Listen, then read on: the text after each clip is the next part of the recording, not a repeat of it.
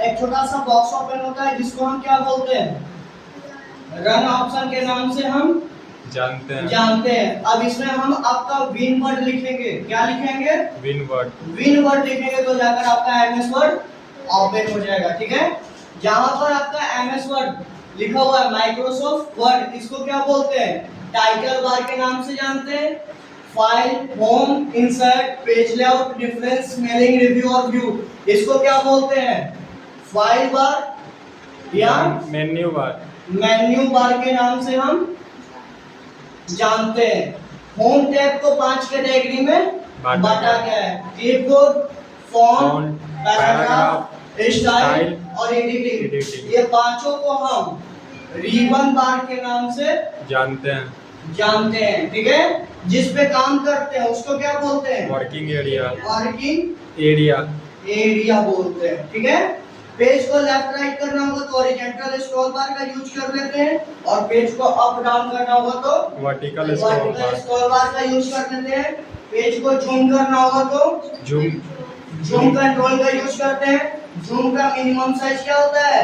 10% जी, maximum size 500% और actual size 100%। यहाँ तक कोई डाउट? नो सर, कोई डाउट नहीं। तो सबसे पहला क्या है? क्लिपबोर्ड है।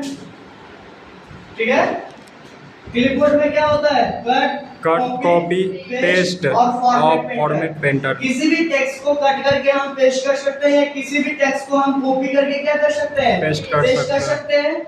एक फॉर्मेट पेंटर होता है। फॉर्मेट पेंटर का यूज क्या होता है? किसी भी टेक्स्ट का साइज को, फॉन्ट को, कलर को डुप्लीकेट करने का काम फॉर्मेट पेंटर करता है।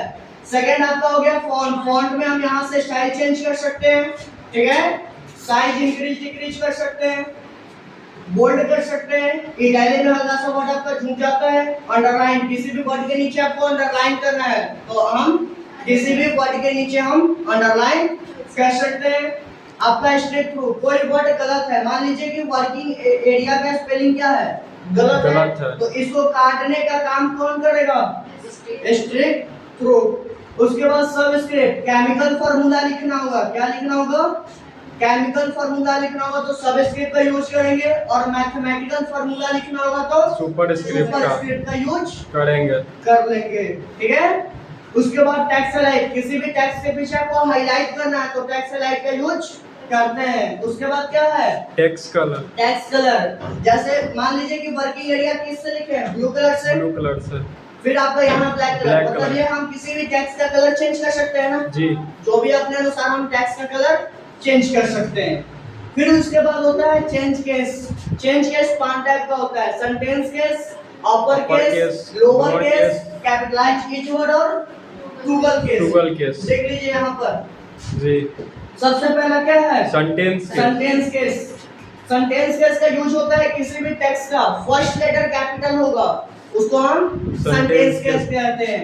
लोअर केस, जो भी आपके वर्किंग एरिया पे लिखे हैं सारा स्मॉल में लिखाएगा लोअर केस में। अपर केस में सारा कैपिटल में लिखाएगा। कैपिटलाइज ईच वर्ड मतलब होता है प्रत्येक वर्ड। हर एक टेक्स्ट का फर्स्ट लेटर कैपिटल होगा, बाकी सारा स्मॉल होगा। ट्रूगल केस क्या होता है? फर्स्ट लेटर ऑपोजिट होता है, उल्टा। हर एक टेक्स्ट का फर्स्ट लेटर स्मॉल होगा, बाकी सारा कैपिटल हो जाएगा। ठीक है, इसके बाद क्या है आपका? पैराग्राफ जी। ठीक है, पैराग्राफ का दूसरा नाम अलाइनमेंट होता है। पैराग्राफ का दूसरा नाम अलाइनमेंट होता है।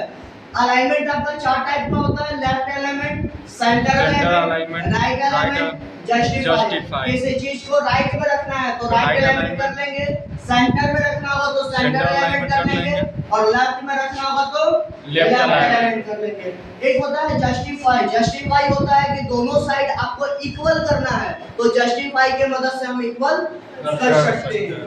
फिर आपको बुलेट साइन लगाना हो तो बुलेट साइन लगा सकते हैं, नंबर लाइन लगाना होगा तो नंबर लाइन भी लगा सकते हैं, और एक लास्ट होता है मल्टीपल लिस्ट। इसमें 3 चीज होता है, आपको नंबर लाइन मिलेगा, अल्फाबेट मिलेगा और रोमन नंबर, मतलब तीनों में जो चीज आप इंसर्ट कराना चाहते हैं अपने अनुसार करा सकते हैं। फिर आपका फिल्स आपका कलर है, मतलब किसी भी टेक्स्ट का बैकग्राउंड में कलर करना चाहते हैं, किसी भी टेक्स्ट का बैकग्राउंड में कलर करना चाहते हैं तो फिल कलर के मदद से हम कर सकते हैं। किसी भी पैराग्राफ में बॉर्डर लगाना है, किसी भी पैराग्राफ में बॉर्डर लगाना है, पेज पर नहीं बोल रहे हैं, पैराग्राफ, ठीक है। किसी भी पैराग्राफ में बॉर्डर लगाना है तो हम यहाँ से बॉर्डर के मदद से लगा सकते हैं। इसका नाम क्या है? शॉर्ट है ना जी, इसका नाम शॉर्ट है। शॉर्ट का यूज क्या होता है? किसी भी अल्फाबेट या नंबर को असेंडिंग ऑर्डर या डिसेंडिंग ऑर्डर में अरेंज करने का काम करता है, ठीक है। इसके बाद आपका यहाँ पर है लाइन स्पेसिंग। लाइन स्पेसिंग का यूज क्या होता है? सेंटेंस, किसी भी सेंटेंस के बीच में गैप कम करना हो या गैप ज्यादा करना हो तो लाइन स्पेसिंग की मदद से हम कर सकते हैं। उसके बाद आपका होता है शोर हाइड। शोर हाइड का यूज क्या है? किसी भी पैराग्राफ के एंड पॉइंट को दर्शाने का काम करता है। शोर मतलब क्या होता है? दर्शाना, दिखाना होता है ना। तो किसी भी पैराग्राफ के एंड पॉइंट को ये दर्शाएगा, दिखाएगा, ठीक है। इसके बाद आपका होता है स्टाइल। आप यहाँ से भी स्टाइल को चेंज कर सकते हैं और यहाँ से भी स्टाइल को चेंज कर सकते हैं। और लास्ट आपका एडिटिंग में 3 चीज होता है।